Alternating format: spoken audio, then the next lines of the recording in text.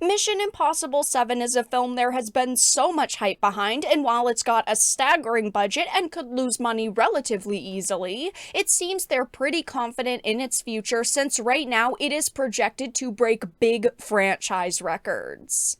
I have a few different things that I want to show off, but before we get into the topic, if you enjoy the content that I create, please make sure to subscribe to the channel and hit the notification bell.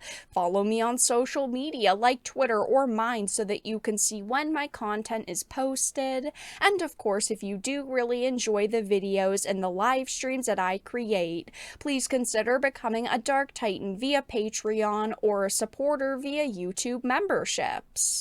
So starting off with the Screen Rant article, it says Mission Impossible 7 box office projected to break big franchise records. Now, when I think of Mission Impossible, I do think of them going above and beyond, listening to what fans want, always upping the ante.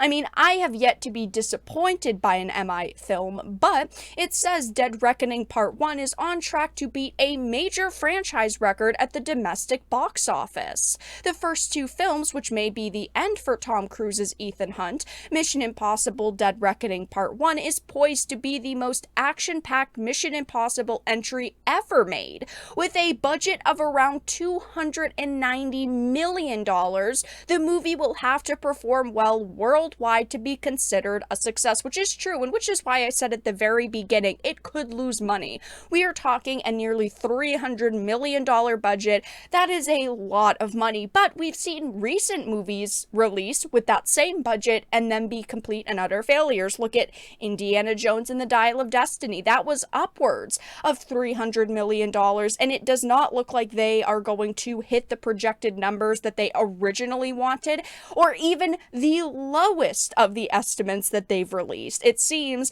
like that is going to basically die a very slow and painful death because it's only been out for a few weeks at this point, but its time is already over, right? It's had its 2 weeks without any competition, and actually last week it really only had competition that people thought would be minor with Sound of Freedom, which people actually didn't think was going to be a competitor, so that was a bit of a surprise.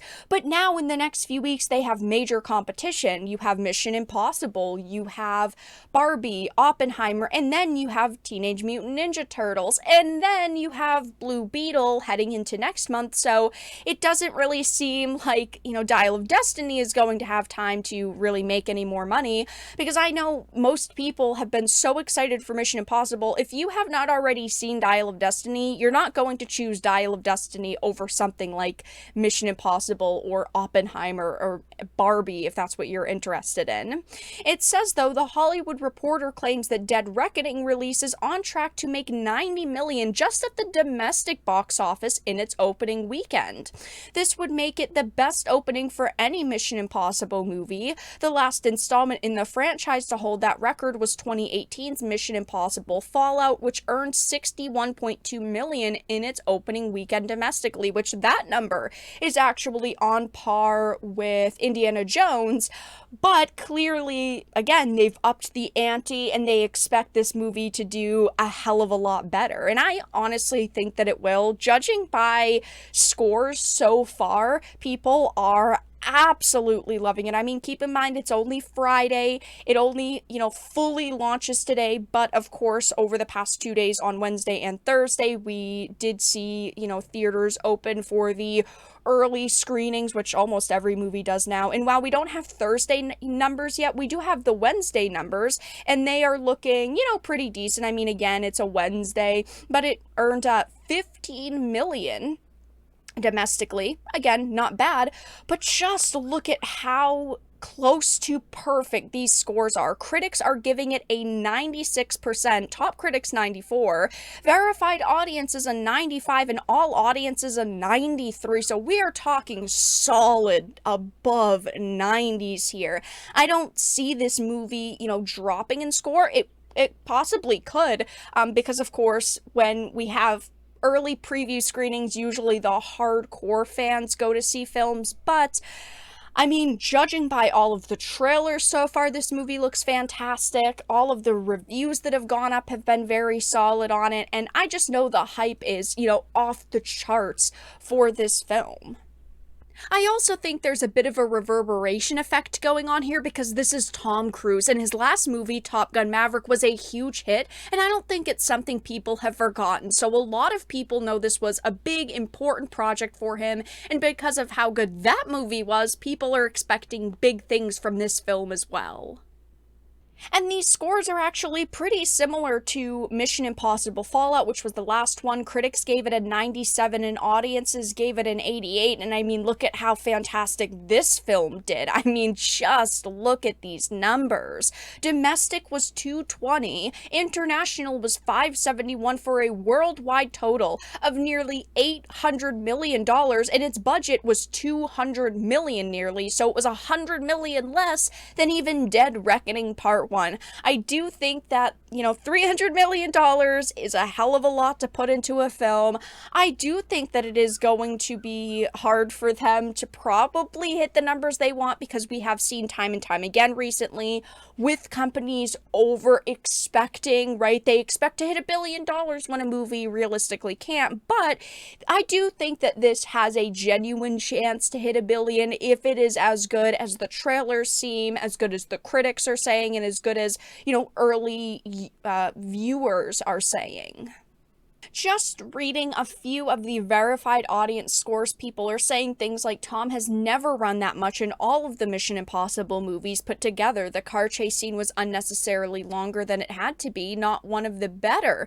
MIS, I was a little disappointed. Okay, so this person didn't like it. And then you have, a 4-star saying the action was incredible. The plot about AI is relevant. It was fun, but then you have all of these pretty amazing scores saying things like great action sequences and even better acting, one of the best films of the franchise and definitely one of the best films of the year so far. Tom Cruise delivered once again. Almost 3 hours went by like one. Very well done. Action-packed, movie length wasn't noticeable because of the constant action, non-stop action with a good storyline, looking forward to part 2. So it does seem like this is at least a very balanced experience, even if you might not be a fan of some of the, as it says, action sequences they have. Like there's a lot of running, there's like unnecessary car chase scenes. It does seem like overall people are probably going to find a lot of enjoyment in this film, and that's all that I really want to see. I want to see good entertainment that keeps me interested in the film, not like, oh my gosh, when is it going to be over, like a lot of movies lately have done. And I just want like a genuinely fun action film, and I do think that Mission Impossible Dead Reckoning is probably going to be one of the best movies of the summer. I don't think a Blue Beetle is gonna beat it. I don't think a Barbie's gonna beat it. I think, something like Oppenheimer is definitely probably going to appeal to a lot of the same people, but it is not supposed to be, a lighthearted, action-packed, fun movie. But yes, right now in Mission Impossible Dead Reckoning seems like it is going to smash franchise records. It is on track to make over 90 million domestically opening weekend, and everyone really seems to be loving the movie so far. But that's all that I really had to discuss in this video. Let everyone know your thoughts in the comment section down below. If you enjoyed this and of course found it important and informative, please make sure to give it a like, share it, and subscribe to the channel. And of course, if you didn't, make sure to give it a dislike. I appreciate your support either way, but I will talk to you all again in the next video really soon.